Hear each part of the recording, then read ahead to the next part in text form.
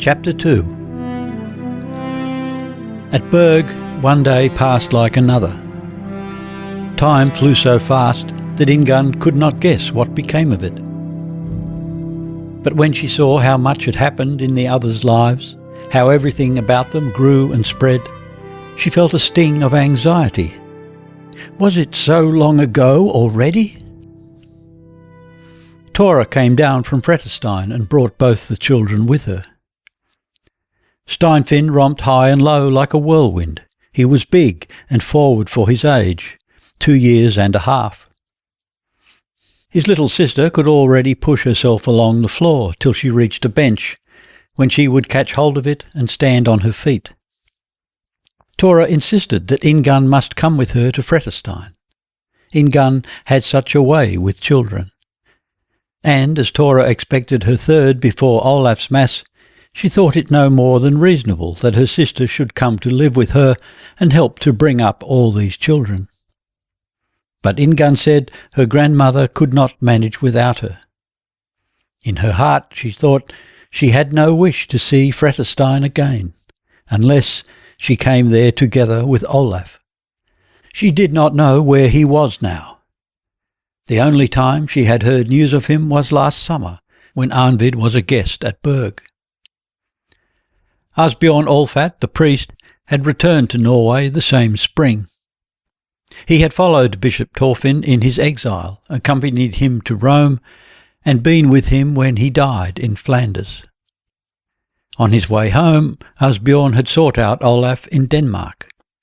He was then with his mother's brother and was well. Asbjorn had afterwards become a parish priest somewhere in the Trondheim district. On his journey up through Osterdal he had looked in on Arnvid at Mickelbo, and brought him greetings from his friend. Arnvid had Steinar with him to give pleasure to Ingunn, but the boy had grown so big that she could not play with him as of old.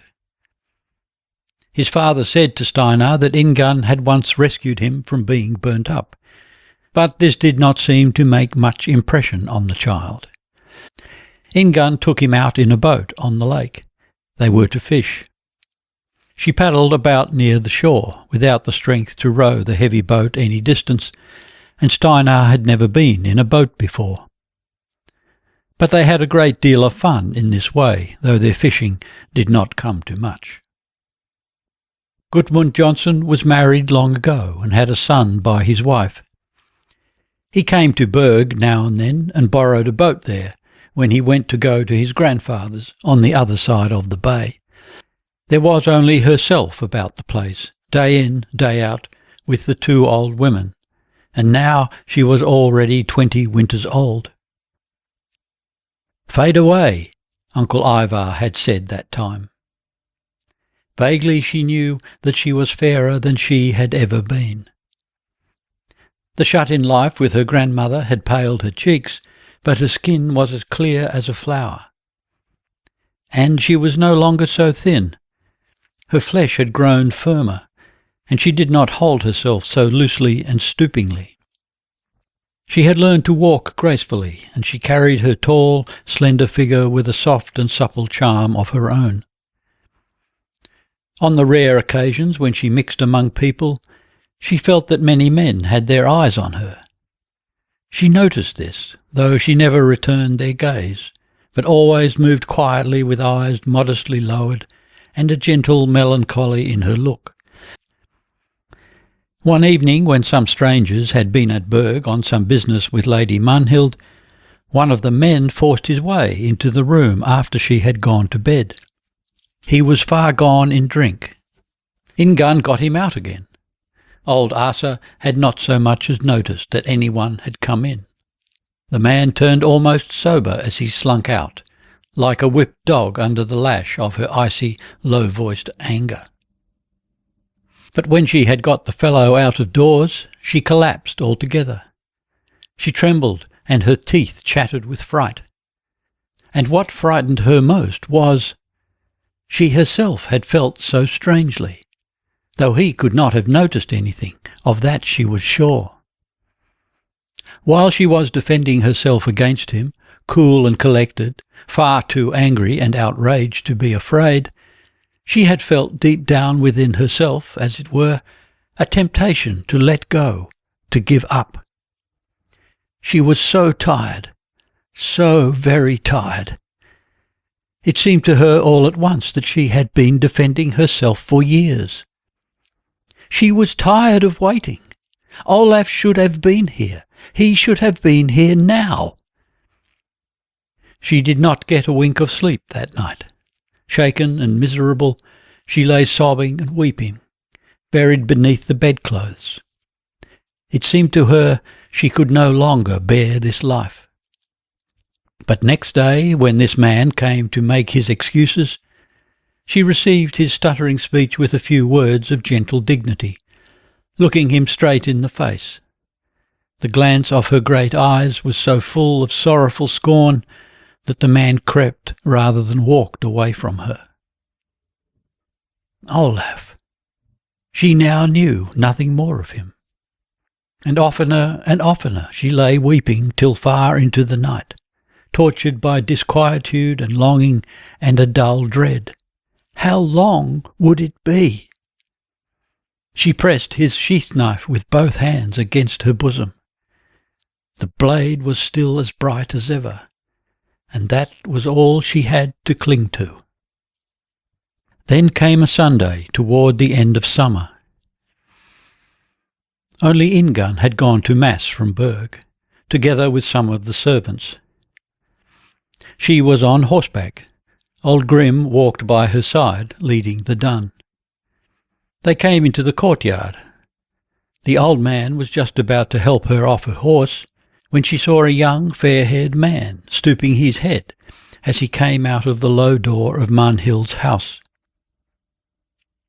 It seemed a strangely long and stubborn moment before she recognized the man. It was Olav. He came to meet her, and in the first flash Ingunn thought everything turned queerly grey and lustreless, as when one has been lying on the ground face downward on a scorching summer day, and then opens one's eyes and looks around. The sunshine and the whole world seems to have faded, and all the colours are much paler than one expected. She had always remembered Olav as much taller, bigger in every way, and handsomer. She remembered his fair colour as something radiant. He came up, lifted her out of the saddle, and set her on the ground. Then they took hands in greeting, walked side by side toward the house. Neither said anything. Ivar Thorisson appeared in the doorway. He greeted Ingunn with a great smile. "Are you pleased now, Ingunn, with the guest I have brought to the house this time?" Ingunn's whole face awoke. She turned pink right down to her neck. A radiant smile brought out in her eyes and on her lips. "Have you two come together?" She looked from her uncle to Olav. Then he too smiled, the quiet brightening that she knew so intimately. The pale, handsome mouth moved gently. The lips were not even parted. He dropped his eyelids slightly, and under the long, silky white lashes his glance was blue and happy. "So, at last you have come home too?" she asked, smiling. "Yes, I thought I must look in on at home sometime," he said in the same tone. She sat on the threshold with her hands in her lap, looking up at Olav, who stood talking to Ivar. With a strange suddenness all became calm within her. Happiness, that was the same as allowing rest to descend upon her, perfect rest. Ivar had something to show to Olav. The men walked away. Ingunn watched him and recognized his walk. She had never seen a man who walked so well, carried himself with such easy grace. He was not very tall, she well remembered that now. She was herself perhaps a trifle taller than he.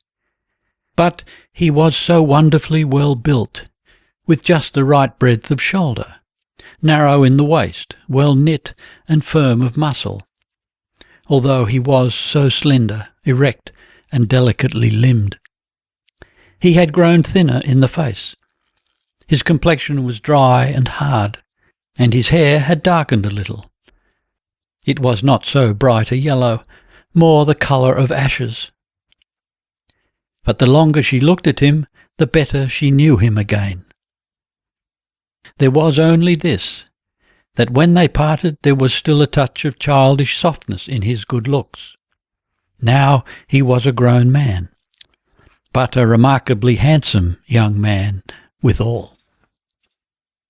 Lingering over her deep happiness, Ingunn sat at the supper table, and saw with glad surprise that both Ivar and Magnhild were so friendly toward Olav. Olav had come back to Norway a week ago, to Oslo. "I think you should have seen to your own home first," said Ivar. "There could scarcely have been any danger in that, now that you are the Earl's man." "Yes, I might well have ventured that. But I had said to myself that I would not come home to Hestviken before I got back the control of my own estate. Time enough for that, I thought." He smiled. "When I can make all things ready there in the south to bring Ingunn home with me." Ingunn guessed from their talk that Olav had not yet been given safe conduct and leave to remain in Norway. But neither Ivar nor Olav himself seemed to count that any great matter. The Earl, Alf Erlingsson of Tornberg, was now the mightiest man in the land, and Olav had met him in Denmark and become his liege man. The Earl had promised to obtain for him a bought peace, and it was with leave from the Earl that he had journeyed up country to find a man who could negotiate on his behalf concerning the atonement with Einar's kinsman. Then he had thought that boldness pays best. He had ridden straight to Ivar Torresson at Galterstad, and they were soon agreed. "Ah, you know, I remember you since you were as high as that," said Ivar, "and I have always liked you. You know, I was angry that time when we heard you had helped yourself to your bride. That was natural enough." "Surely it was natural," and Olaf laughed with him. Ingunn asked timidly, "Then you have not yet come home to stay, Olaf?" "In Norway I shall stay, maybe. But here in the north I cannot stay many days. By Bartholomew's Day I must be with the Earl at Valdinsholm." Ingunn did not know where in the world Valdinsholm might be, but it sounded far away. It was easy to see that Olaf had learnt to conduct himself among folk.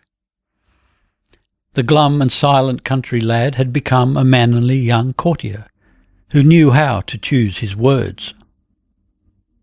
Olaf could be lively and hold his own when he opened his mouth, but he listened readily to his elders, and most of what he said was in answer to Ivar's and Magnhild's questions. He rarely addressed his words to Ingunn, and never tried to have speech with her alone. He said the times were very troubled in Denmark. The great nobles were discontented with their king in every way, although they had much greater liberties and rights in that land than here at home. But perhaps that was what made them open their mouths wide for more.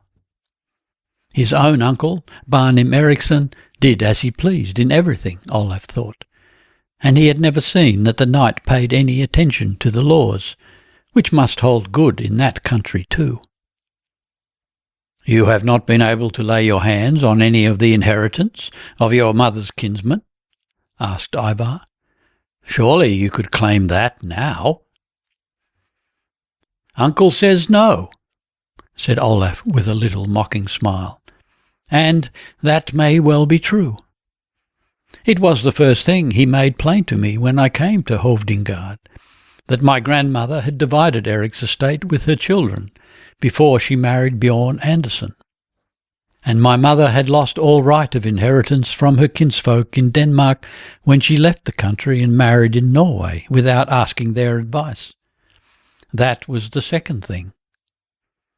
And the third was that the king has declared my mother's own brother, Stig Bjornsson, an outlaw, and he is dead, and his sons dwell in a foreign land. And the king has laid hands on the manor at Vidberg. Now Valdemar has taken up the cause of Stig's sons, and if he can get the estate back for them, Uncle Barnim thought that I ought to come forward. There might be a slice of that cake for me too. He laughed. Yes, it was after Uncle and I were better acquainted. We have been good friends always, and he has kept me in seemly fashion, and has been right generous with me. Only he will not have it that I should claim anything as my right. Olaf spoke with a smile, but Ingunn saw that a new look had come over his countenance, a touch of loneliness which had been there always, but now appeared much more strongly, and something hard which was new. She suspected that he had not fallen into unmixed joy and splendour when he sought shelter, a poor outlaw, among his mighty Danish kinsmen. But in all else I must say that Barnim Eriksson has treated me well. But, for all that, I was a happy man the day I met Earl Alf. When I took the oath to him on the hilt, I almost thought I had come home. "You like him?" asked Ivar. "Like?" Olaf beamed. "Had you met the Earl, you would not say such a word. We would follow him, if he bade us sail across the smoking lake of hell. Every man he looks at when he laughs. Those yellow eyes of his shine like gems. He is small and low. I am a head taller, I think, and broad as the door of a house, shaggy and brown and curly-haired. Ah, the Tornberg race comes of a king's daughter and a bear, they say. And Earl Alf has the strength of 10 men and the wits of 12. And there are not many men, I think, who are not glad and thankful to obey him, nor many women either," said Olaf with a laugh. "Is it true, do you think, what they say of our queen, that she would marry him?" asked Ivar inquisitively. "How should I know that?" laughed Olaf. "But if they say truly that she is so wise a woman, though there will be an end of the lady's rule in the land if she comes under the bear's paws."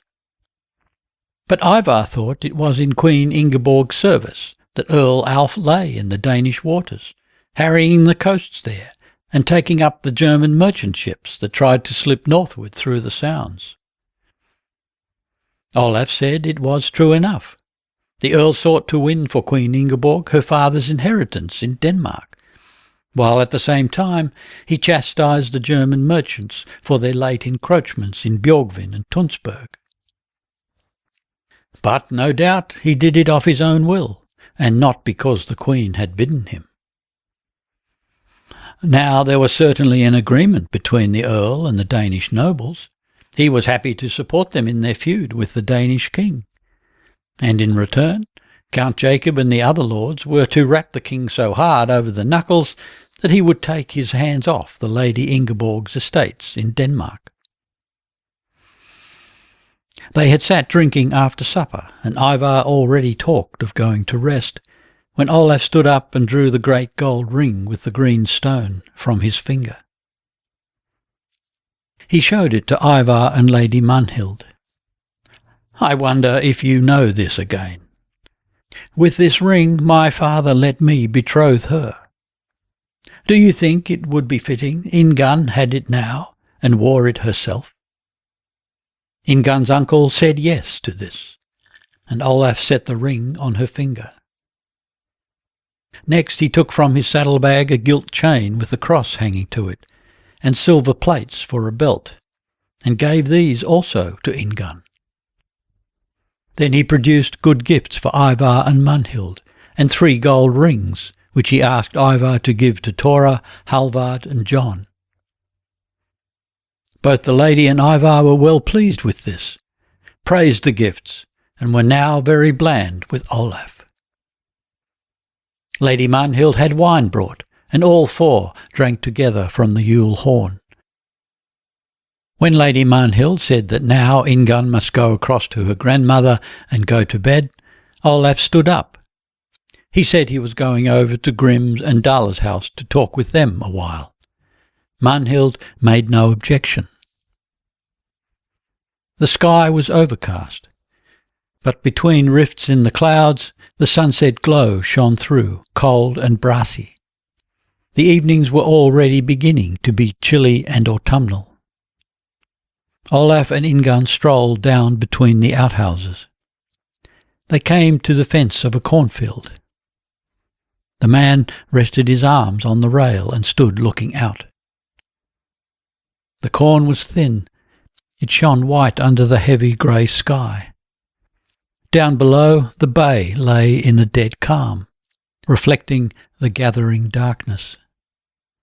Under the opposite bank, the image of the blue-black woods merged with the land. "It is as I remember it," said Olaf softly, "as it used to be in autumn. In Denmark it's always blowing, almost always." He turned half round to the girl, laid an arm about her shoulder and drew her toward him. With a long breath of happiness she leaned heavily against him. At long last she felt she had come home. Now she was in his arms.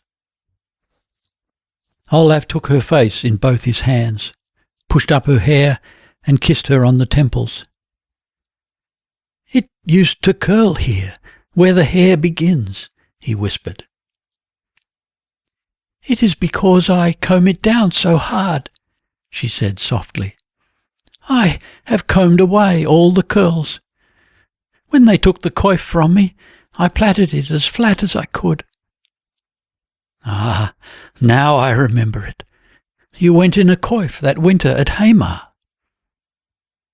"Are you angry with me for letting them to force me to put it off?" Olaf shook his head with a little laugh. "I had almost forgotten it. When I thought of you, it was always as you were before that." "Do you think I am like myself as I was then?" whispered Ingunn anxiously. "Or have I fallen off?" "No." He squeezed her tightly in his arms. For a while they stood in close embrace. Then he let go. "We must go in. It will soon be dark." But he drew her plaits through his hands, twisted them about his wrists, and shook her gently to and fro, standing at arm's length. "How fair you are, Ingunn," he said warmly. Again he let go with a queer, short laugh.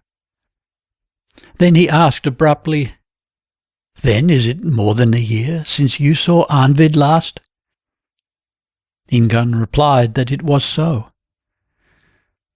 "I would like to have met him this time. He is the only friend I had in my youth, he and you. The folk one meets later, when one is getting on in years, they are not the same." He was 21, and she 20. But neither of them thought they were too young to talk this way. Far too much had happened to them both before they were quite out of their childhood. When he had said this, Olaf turned and began to walk back. Ingunn followed behind him up the narrow alley between the cattle sheds. Grim and Dala were sitting on the stone before the door of the byre. The two old people were delighted when Olaf stopped to speak to them. Presently he took some money out of his belt and gave it to them. Then there was no end to their joy. Ingunn stood waiting by the wall of the byre, but no one spoke to her. And when she saw that Olaf wished to stay here a while with the old bailiff and his sister, She bade them good night and went back to her grandmother's house. Olaf stayed 5 days at Berg, and on the morning of the 6th he said he must ride to Hamar that evening, for he had been promised a boat to take him to Eidsvold, if he could be ready early next morning. He was now very good friends with Ivar and Mannhild, and all about the place thought that Olaf had become much more of a man in these years he had spent abroad. But Ingunn and he had not had much talk together. The day he was to ride away, she asked him to go with her into the loft, where Asa's and her own things were. She unlocked her chest, took out a folded linen garment, and handed it to him, turning her face away as she did so. "This is your wedding shirt, Olaf. I wished to give it to you now." When at last she looked at him, he was standing with the shirt in his hands. He had turned red, and his features were strangely discomposed. "Christ bless you, my Ingunn. Christ bless your hands for every stitch you have sewed here." "Olaf, do not go." "You know I must go," he said quietly. "Oh no, Olaf. I never thought once you came home that you would straight away go away from me again. Stay here, Olaf. Only 3 days. Only 1 day more." "No," Olaf sighed. "Don't you see, Ingunn, I am still an outlaw. It was rash of me to come, but I thought I must see you and talk with your kinsfolk. I own nothing in Norway today that I may rightly call mine.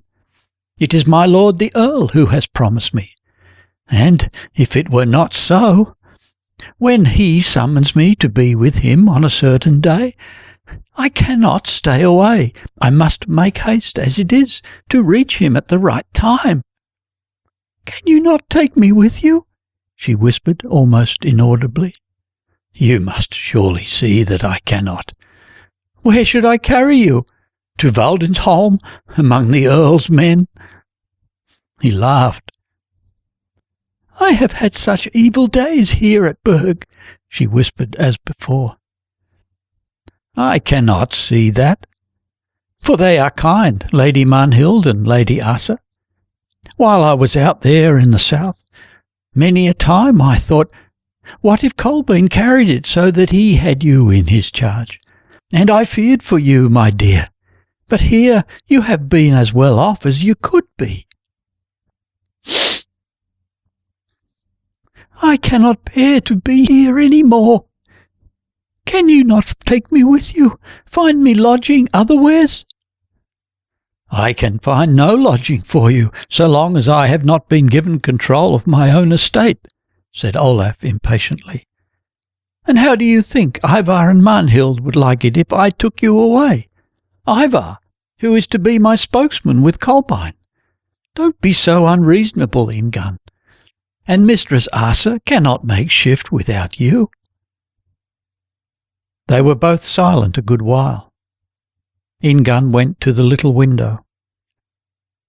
"I have always thought, as I stood here, looking out, that this must be like Hestviken." Olaf came up to her and laid a hand caressingly on her neck. "Oh, no," he said absently. "The fjord is much broader at Hestviken, you must know. It is the salt sea there, and the manor stands higher, as far as I remember." He went back, picked up the shirt, and folded it. "This must have been a great task, Ingunn, with all the stitches you have put into it."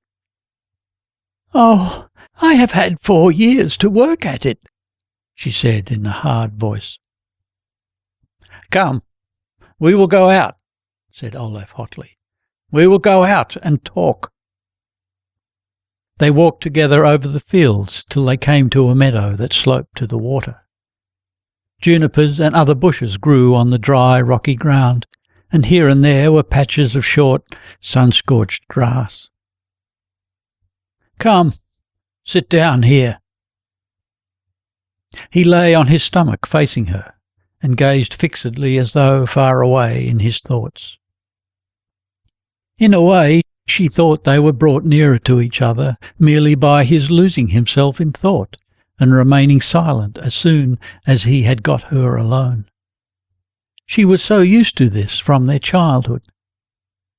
She sat looking affectionately at the little scattered freckles over the root of his nose.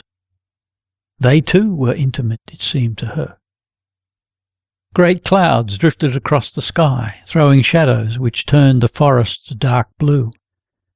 The patches of green meadow and white cornfield showed up so strongly between, and the fjord was grey with smooth dark currents farther out, which reflected scraps of the autumn land. Now and again the sun came out, and its sharp golden light baked them. But the next moment a cloud came by, and the warmth was gone, and the ground was bleak. At long last the girl asked, "What are you thinking of, Olav?" He sighed, as though waking. Then he took her hand and laid his face against the palm. "If you could be less unreasonable," he answered, taking up again their talk in the loft. He paused a moment. "I ran off from Hovdingard without saying a word of thanks." Ingunn gave a little terrified cry. "Yes," Olav went on, "it was ill done. It was not seemly, for Uncle had been a good man to me in many ways." "Did you quarrel?" "Not that either. It came about that he did a thing I did not like. He had one of his housecarls punished. I cannot say it was more than the man deserved, but Uncle was often cruel when he was beside himself with rage, and you know I have never liked to see man or beast tortured needlessly." "And so you quarrelled?" "Not that either. This fellow had turned traitor. They had been sitting drinking in the hall, Uncle and some kinsmen and friends. Yes, they were my kinsmen too. They had come to us to keep Easter. It was the evening of Easter Day. They spoke of the king, and there was no one there who wished him well, and so they let out something of their plans against King Eirik. They weave many strange plots there now, you see, and we were all drunken and careless of our mouths. This man Ark had been waiting at table, and he ran off to the king's captain at Holbigard and told him the tidings he had heard. And this came to Uncle's ears. So Uncle had the man led out into the yard and bound to the biggest oak, and then he stretched up the traitor's right hand, the hand that had sworn fealty to Barnim, and nailed it to the stem with a knife. It was not that it was undeserved, I say nothing of that, but as the night wore on I thought that Ark might have stood there long enough. So I went out and freed him, and lent him a horse. I bade him send it back to a house in Karlundberg, where I was known, when he had found a chance to escape from Sealand. But I thought that Uncle would be very angry with me for playing him this trick, and that it would be little use for me to speak with him. I had heard that the Earl lay to the northward off the point, so I gathered together what I could of my goods and rode northward the same night. And so it came about that I was in England with the Earl this year. It was no fitting thanks I gave Uncle, and I pray to God every day that he may not have had more trouble through my setting Ark free. You know, I made him swear, but an oath and a belch are all one to such a fellow. Had Uncle had him hanged, I should have said it was well done. But as he stood there by the oak, with his hand nailed fast, it was just after Easter, you know.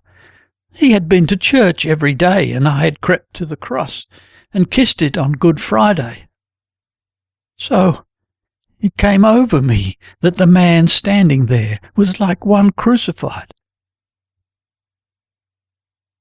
Ingunn nodded quietly. It was surely a good deed. God knows. Would that I could believe it. And you know that if I go back to Denmark in the Earl's company, I can send Uncle a message. Maybe find occasion to visit him and beg his forgiveness, for I showed him gross ingratitude. He gazed longingly over the dark blue forests. You say you are not in good case here, Ingunn. It has not been like keeping Yule every day with me either. I make no complaint of my rich kinsmen, but they are rich and proud men, and I came to them poor and a stranger, an outlawed man. A boy they counted me, and no true-born scion of their race, since it was not they who had given mother in marriage.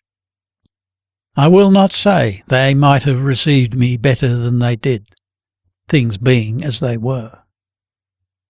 You must not be deaf to reason, he bade her again. He pushed himself forward and let his head fall heavily in her lap. Gladly would I stay here now, or take you with me, were there any means to do it. Would you rather I had not come, since I could not come to stay? Ingunn shook her head, drew her hands through his hair, and ruffled it caressingly.